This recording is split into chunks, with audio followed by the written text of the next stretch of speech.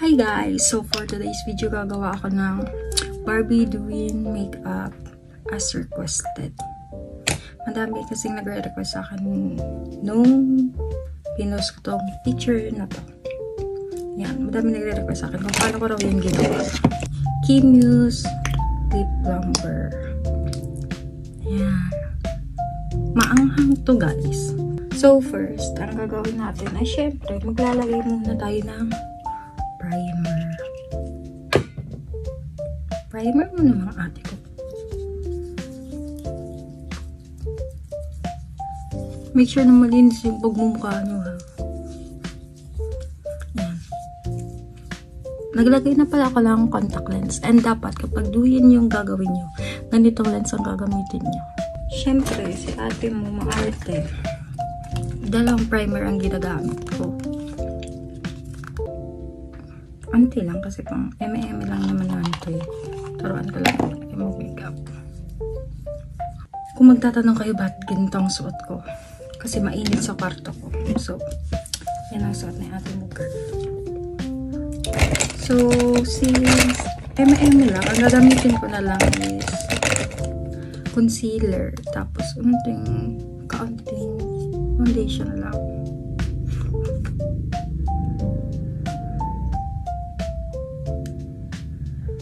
Inimix ko lang silang dalawa. Kasi madaming dark spots si ate mo kasi may picos ako. Hormonal imbalance kaya madaming eme sa buka. I think tama na yan. Sayang. Gagamitin ko is brush. Ang gamit ko palang concealer is BYS. Pinili ko pa to sa Cebu. Pag-tour namin. 2 shades lighter ang foundation ko kasi nag-oxidize ako kasi acidic. Kaya, kung nagtataka kayo bakit minsan ang foundation nyo or makeup nagiging maitim, ibig sabihin nun, acidic kayo kaya dapat 2 shades lighter ang kinukuha nyo yung foundation para magpapantay siya sa kulay nyo later on. Ayan. Ito na lang ang gagamitin ko. Yung mumurahin lang kasi sample lang naman ang gagawin natin. Tutorial lang naman. Kaya mumurahin mo. Ano na lang. Powder gamitin natin. Hindi pala ako guys nagko-concealer sa under eyes. Kasi kapag hindi sa akin bagay, since yung mata ko mataray, kapag naglalagay ako ng concealer, syempre wala siyang eye bags tignan, diba? Yung mata ko nagmumukhang kontrabida. Kaya gustong gusto ko na hindi siya nilalagyan ng concealer yung eye bags ko. Kasi magmumukha ako din malita. Yan. Sometimes nilalagyan ko na lang siya ng powder dyan. After ng blush. May nawala ako guys sa event sa work ko, nagbibikini open kasi may nawala akong illuminator, ginagamit ko siyang highlighter, bigay yun ng boyfriend ko and napakamahal nun and face out na yun sa BTLA. May nagsabi sa akin, nakita daw nila sa gamit ni ganito, so alam nila na face out na yung item na yun and wala siyang mabibili nun sa mall, sa online. So, kanino pa ba yun? Kaya pala guys, kapag kasama ko siya sa event, hindi siya naglalabas ng makeup. Ang dapat sabi nawawala ng makeup. Grabe to eh. Minsan mawawalan kami ng gamit, may mga nawawalang gamit, tapos makikita mo suot na ni ganito. And like, bakit ganun yung attitude? Like, yung mga ganyang tao na dapat kapag alam mong hindi sa'yo, mag-chat ka sa o kaninong gamit to, nasama sa gamit ko, ganyan. Hindi ka man lang magsasabi na, ay, may nasama sa gamit kong ganito, kanino kaya to? Kasi magbumutang magnanakaw ka to eh. Dapat nagsasabi ka, may nakasama sa gamit kong ganito, kanino ba to? Yun, diba? Dapat lang yung kilay niya para natural. Kaso hindi siya bagay sa akin, te. Yung Nakalimutan ko yung tawag, yung patayo-tayo, diba? Yan. Kaya, laging ganito ang kilay ko tayo. Binabagayan din kasi yun.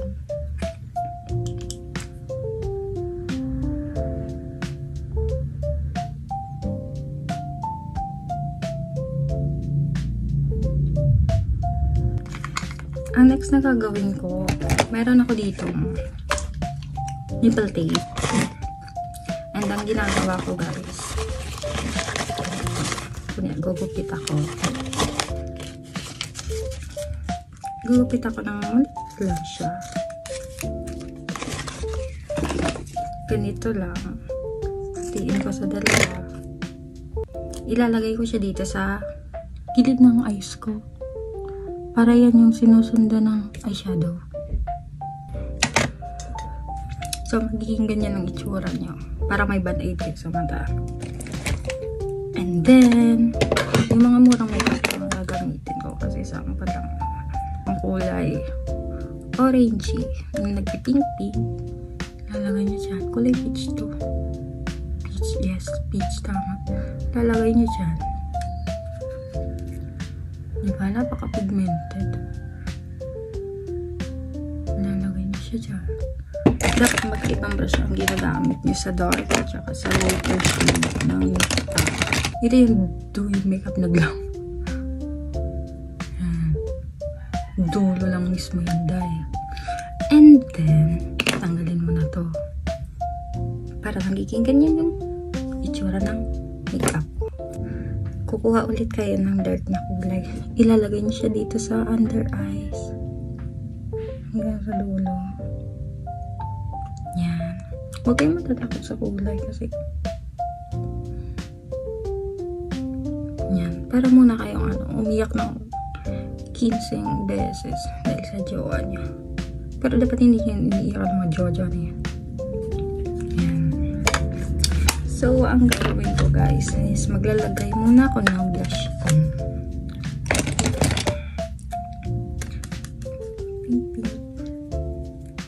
Maglalagay lang ako ng blush on dito lang.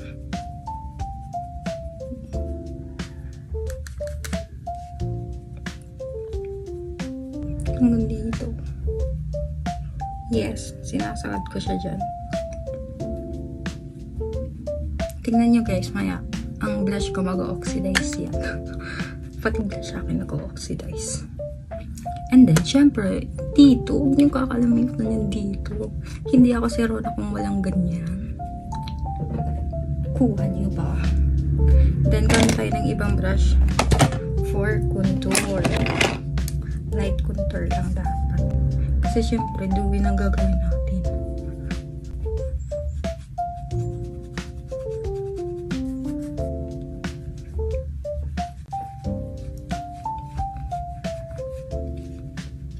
Importante lalagyan nyo yan dito para hindi double chinting na ng makeup nyo. Tandaan nyo yan. Siyempre, dito sa hairline. Huwag nyo kakalimutan dyan kung ayaw nyo maging airport ang noon nyo. Lagyan nyo dyan mga ate ko. Ayan. So, i-finish natin itong eyes ko. Gamit tayo ng ganitong brush para sa baba ng mata. Gamit ko ito. Gold siya. Nalagay yan dyan na. Diba? Ang ganda na agad. Hanggang dulo yan, te. Nalagay mo hanggang dulo.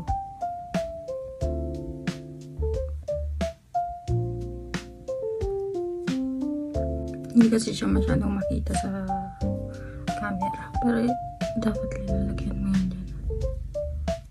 Gamit kayo ng ganitong brush pandito. So, yun ulit ang gagamitin ko.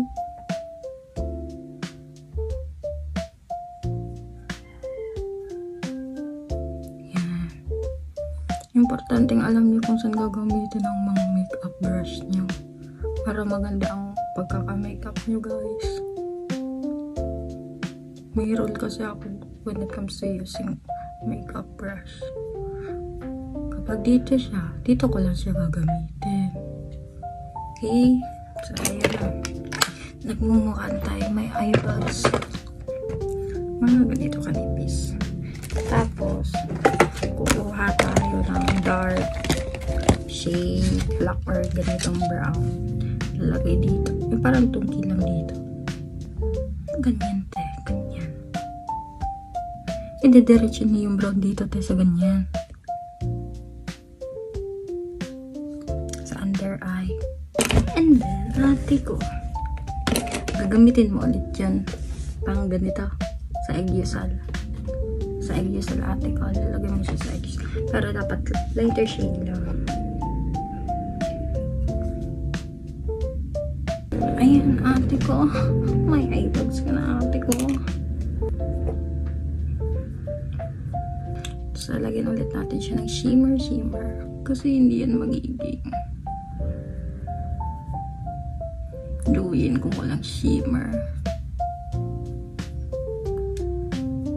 Ayan. Sino ka dyan para kang lasing. And then, kukuha tayo ng pinaka-light na highlighter.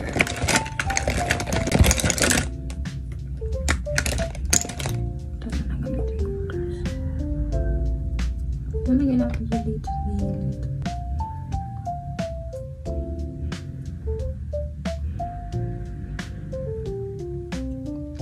Okay, natin ko. Tapos, syempre, lalagay ulit natin siya dito. Ayun natin ko. Kita niyo yan? Powerful.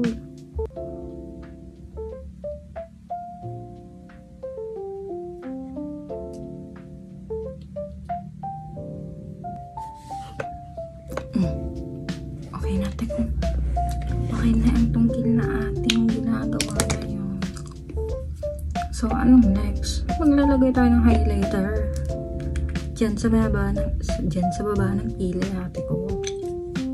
Kamayin na lang natin. Effect din yan. Powerful talaga ng highlighter ko. Dalawang brush ang ginagamit ko. Ganitong brush. Yung may angle. Kuha lang tayo ng lighter shade. O, diba ate ko?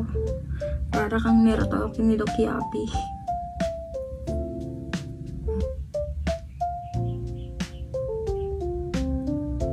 Siyempre, hindi ako si Rona kung walang highlighter dito, te. Hindi ako yung wala dyan, te ko. Kaya lalagyan natin yan. Kita niyo kung paano mag-oxidate ang blush on ko. Lalagay tayo ng blush on ulit.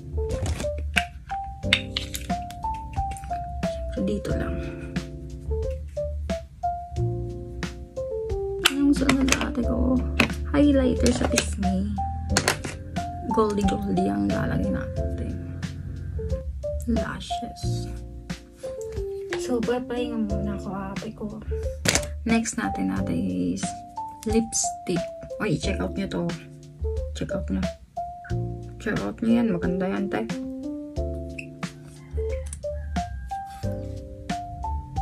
Nude.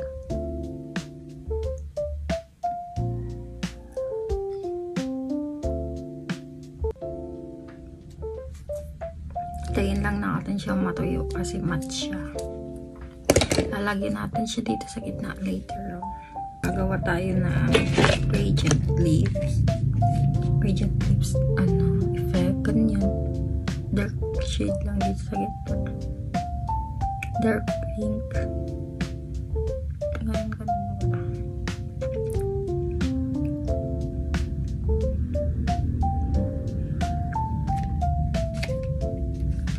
Ayun, ganun ate ko. Sino ka dyan? Siyempre, huwag kang kakalimutan ng lip gloss.